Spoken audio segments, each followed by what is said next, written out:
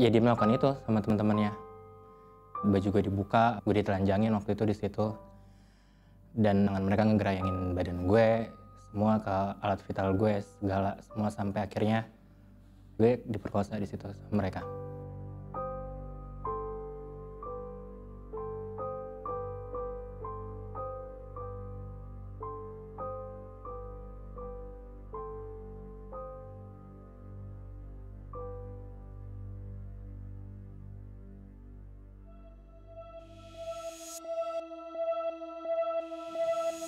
Gue Matthew, gue laki-laki korban kekerasan seksual.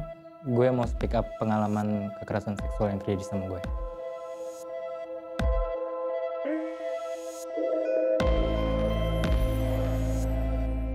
Kejadiannya itu terjadi ya sekitar tahun 2016. Gue kenal sama orang ini. Sebenarnya gue nggak yang bukan temen akrab banget. Gue cuman kayak tahu karena kita sama-sama suka nongkrong di tempat yang sama. Terus gue diajak pergi sama dia. Gue nggak tahu itu tempatnya dia atau bukan. Ternyata di situ dia ya nggak sendiri, dia sama teman-temannya. Dia mulai pegang-pegang gue. Gue sempat nolak dan dia maksa. Ya dia melakukan itu sama teman-temannya. Baju gue dibuka, gue ditelanjangin waktu itu di situ.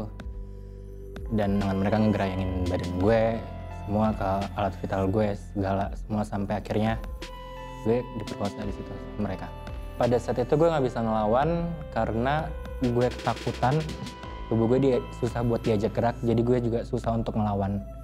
Dan mereka kan berenam ya, itu gue cuman sendiri.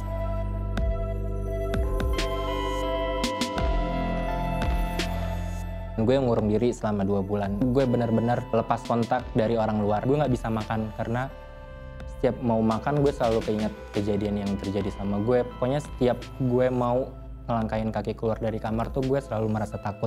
Gue merasa kamar gue adalah satu-satunya ruang aman buat gue yang sisa. Jadi sebelumnya gue pede banget sama diri gue sendiri. Gue tahu kemampuan gue, tahu apa yang gue punya, gue tahu kelebihan gue.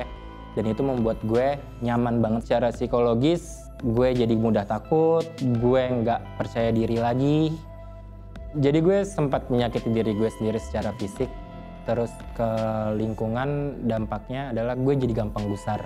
Mungkin buat sebagian orang salah, cuman menurut gue setiap korban kekerasan seksual punya caranya masing-masing buat overcome di apa yang telah terjadi sama mereka. Selain takut, gue sedih, marah, bahkan gue ngerasa jijik sama diri gue sendiri. Kejadian itu bikin gue ngerasa gak berharga. Gue kecewa kepada diri gue sendiri karena gak bisa ngebela diri gue waktu itu. Gue nyalain diri gue sendiri juga, kenapa gue harus kenal sama orang itu, kenapa gue mau diajak.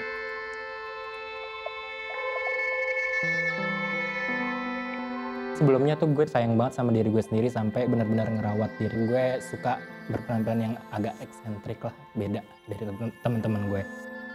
Sekarang hal itu udah nggak gue lakukan karena itu menurut gue salah satu jalan buat gue ngerasa aman. Gue berusaha supaya gue tidak berpenampilan menarik lagi kayak dulu. Badan gue jadi besar, gue juga jadi tidak merawat diri. Setidaknya gue nggak jadi perhatian orang lain. Dan mulai dari situ hal itu merubah gimana gue menjalani hidup.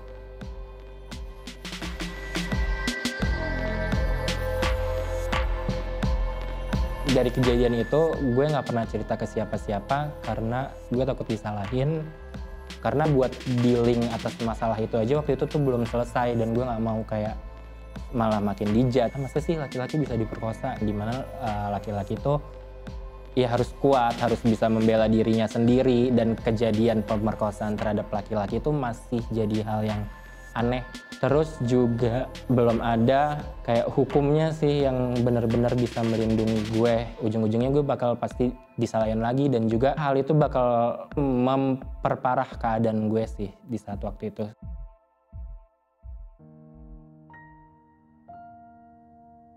Akhirnya gue sampai di titik gue mutusin buat cerita apa yang terjadi sama gue sekitar tahun 2017 akhir, dan itu gue cerita ke nyokap gue. Kenapa gue mutusin buat cerita? Karena gue capek sebenarnya nanggung apa yang gue alamin selama ini sendiri. Dan nyokap gue waktu itu nangis sih, nangis parah banget. Nyokap gue menyesalkan kenapa hal itu bisa terjadi gitu sama gue, tapi tidak menyalahkan gue. Waktu itu nyokap gue nanya, Lo maunya kayak gimana sekarang, apa yang lo rasain, apa yang bisa orang tua lo bantu gitu buat lo. Gue rasa gue salah satu orang yang beruntung karena punya orang tua yang support gue dan bisa menjadi ruang aman buat gue. Orang tua gue juga membantu gue untuk mendapatkan bantuan dari profesional untuk dampak yang terjadi atas mental gue. Gue cerita ke psikolog tentang apa yang terjadi sama gue, gimana perasaan gue. Sampai gue juga sempat dapat terapi obat sama psikiater. Dan gue terapi obat itu sekitar 1 tahun dari 2018 sampai 2019 pertengahan.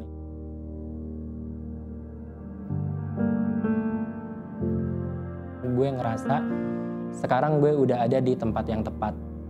Keluarga gue menjadi ruang aman buat gue, lingkungan pekerjaan gue juga ruang aman buat gue, dan teman-teman yang gue miliki adalah ruang aman buat gue.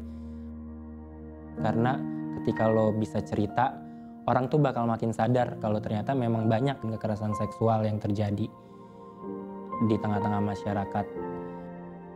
Gue emang kerja di Jakarta Feminis yang bergerak di isu feminisme, gender, ada juga di situ tentang kekerasan seksual, dan mungkin ada hal yang bisa gue bantu.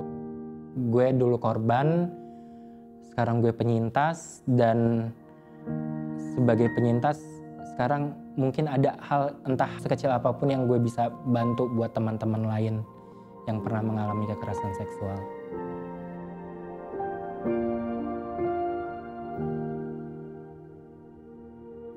Buat teman-teman di luar sana yang juga jadi korban kekerasan seksual, gue cuma pengen bilang kalau lo tuh nggak sendiri. Jangan pernah ngerasa diri lo sendiri karena kita semua ada buat lo. Setidaknya lakukan hal yang membuat diri lo merasa aman dan nyaman terlebih dahulu. Entah lo mencari ruang aman, mungkin di teman lo, atau di keluarga lo, atau di lingkungan sosial lo.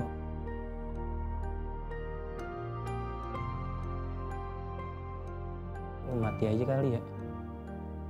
Karena lo nggak tahu yang lo lakuin tuh dampaknya gimana ke orang lain.